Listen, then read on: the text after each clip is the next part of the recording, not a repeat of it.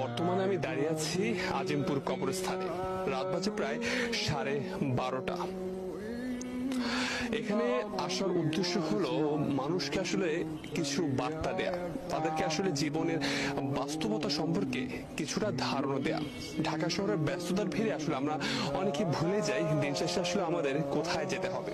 আপনি যদি দেখেন এখানে প্রায় হাজার হাজার কবরস্থান রয়েছে। আমরা আসলে আপনাদেরকে একটু ঘুরে দেখাতে চাই জীবনের করুণ বাস্তবতা।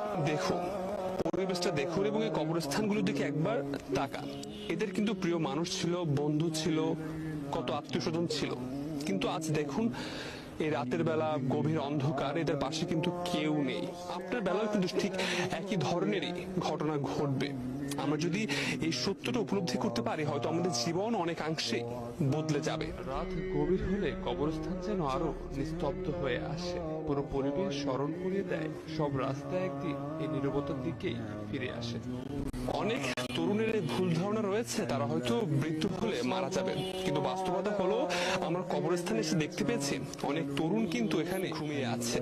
তারা কিন্তু চলে গেছে পৃথিবী ছেড়ে। এবং আপনি দেখেন আমার সামনেই কিন্তু একটি কবর রয়েছে যেখানে আমাদের মতো তরুণী কিন্তু ঘুমিয়ে আছে চিরনিদ্রায়। কবরস্থানের মধ্য দিয়ে হাঁটতে হাঁটতে মনে পড়ে সব দৌড়